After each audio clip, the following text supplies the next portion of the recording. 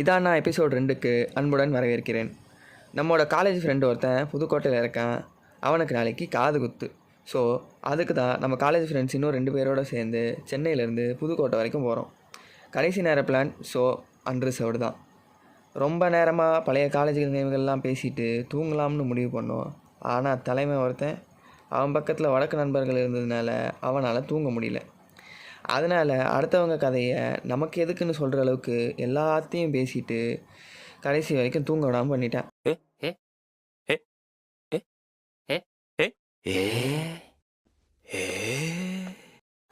மணியை பார்த்தீங்களா? 3 மணி ஆகியும் தூங்க விடலை. சரி பேசி முடிச்சிட்டான் தூங்கலாம்னு பார்த்தா இன்னொருத்தன் வா ப்ரோ செஸ் ஆடலான்றான். எப்படியோ ஒரு 4-5 ரவுண்டு போட்டு மாஸ் காட்டலாம்னு நினச்சேன். பட் மண்ணை கவுனது நான் தான். அதுக்குள்ளே திருச்சியே வந்துருச்சு.